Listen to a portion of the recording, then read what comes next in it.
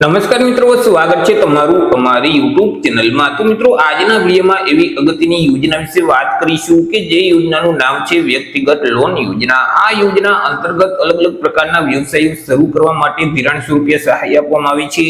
યોજના વિશે આપણે તમામ માહિતી આજના વિડીયોમાં મેળવી લેશું, પરંતુ તે પહેલા વિડીયો ગમે તો લાઈક અને શેર કરી દેજો। ચેનલમાં નવા હોય તો ચેનલને સબસ્ક્રાઇબ કરી દેજો। તો ચાલો મિત્રો, વિડીયોની શરૂઆત કરીએ।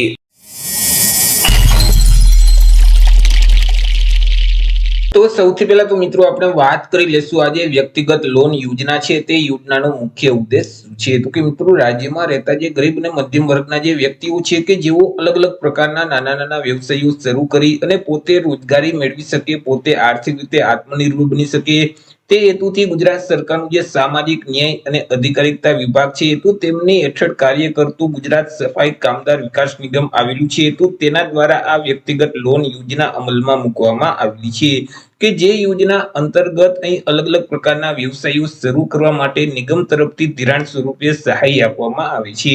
વાત કરી લઈએ આપણે યોજનાના નિયમો અને શરતો વિશે કે આ યોજનાના નિયમો કેવા રહેશે અને તેમની શરતો શું રહેશે।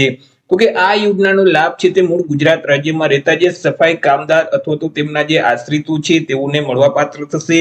પછી તે કોઈ પણ વર્ગના વ્યક્તિઓ હોય, SC category, ST category, OBC, EWS કે સામાન્ય એટલે જનરલ, પરંતુ તે વ્યક્તિ સફાઈ કામદાર અથવા તો તેમના આશ્રિત હશે તો જ આ યોજનાનો લાભ છે તે મેળવી શકશે। અહીં અરજદારની ઉંમર પણ નક્કી કરવામાં આવેલી છે। અરજદારની જે ઉંમર છે તે ઓછામાં ઓછી 18 વર્ષ અને વધુમાં વધુ 50 વર્ષની હોવી જોઈએ। જો 18 વર્ષ કરતા ઓછી ઉંમર હશે અથવા તો 50 વર્ષ કરતા ઉંમર વધી જતી હશે તો આ યોજનાનો લાભ છે તે મળવા પાત્ર થતો નથી।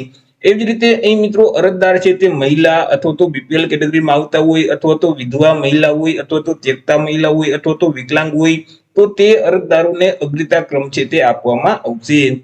વાત કરી લઈએ મળવાપાત્ર ધિરાણ વિશે એટલે કે સહાય વિશે। યોજના અંતર્ગત સહાય કેટલી અને કેવી રીતે આપવામાં આવે છે તો કે આ યોજના અંતર્ગત નાના નાના વ્યવસાયો છે જેમ કે મંડપ ડેકોરેશન છે, કોમ્પ્યુટર છે, ઇલેક્ટ્રિકની દુકાન છે, પશુપાલનનો વ્યવસાય છે, મીઠાઈની દુકાન છે, અનાજ દળવાની ઘંટી છે, કરિયાણાની દુકાન છે, વાસણ કામ છે, મોબાઈલ રિપેરિંગ છે, દરજી કામ, સુથારી કામ છે, કડિયા કામ છે, તો આવા અલગ અલગ પ્રકારના વ્યવસાયો શરૂ કરવા માટે નિગમ તરફથી ધિરાણ સ્વરૂપે સહાય છે તે આપવામાં આવે છે। યોજના અંતર્ગત વાર્ષિક 6% વ્યાજના દર સાથે રૂપિયા 2 લાખ સુધીનું ધિરાણ છે તે આપવામાં આવે છે અને અરજદારે 5 વર્ષના એક સરખા માસિક હપ્તામાં વ્યાજ સહિત ધિરાણની રકમ છે તે પરત કરવાની રહેશે એટલે કે ભરપાઈ કરી દેવાની રહેશે। જો કોઈ પણ અરજદાર છે તે સમયસર રકમ પરત નહીં કરે, ભરપાઈ નહીં કરે તો તેવા સંજોગોમાં અહીં 2% દંડીય વ્યાજ છે તે લેવામાં આવશે। ચર્ચા કરી લઈએ મિત્રો અરજી ફોર્મ વિશે કે યોજનાનો લાભ મેળવવા માટે અરજી કઈ જગ્યાએ કરવાની હોય છે। તો કે આ યોજનાનો લાભ મેળવવા માટે અરજદારોએ જે ઈ સમાજ કલ્યાણનું પોર્ટલ છે તે પોર્ટલ મારફતે ઓનલાઈન અરજી ફોર્મ છે તે ભરવાનું રહેશે એટલે કે ઈ સમાજ કલ્યાણ.gujarat.gov.in નામની જે વેબસાઇટ છે તે વેબસાઇટ ઉપર જઈ અને અરજદારોએ ઓનલાઈન અરજી કરી દેવાની રહેશે।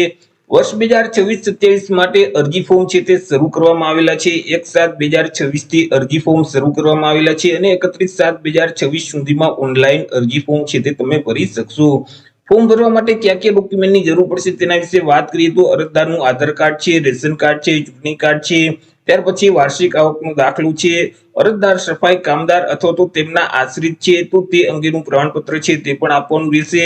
રહેઠાણ અંગે કોઈ પણ એક આધાર પુરાવો છે તે આપવાનું રહેશે। વીજળી બિલ, લાયસન્સ, ભાડા કરાર, ચૂંટણી કાર્ડ છે તેમાંથી કોઈ પણ એક ડોક્યુમેન્ટ રહેઠાણના પુરાવા તરીકે આપવાનું રહેશે। જો તમે બીપીએલ કેટેગરીમાં આવતા હોય તો બીપીએલ નું જે પ્રમાણપત્ર છે તે પણ આપવાનું રહેશે।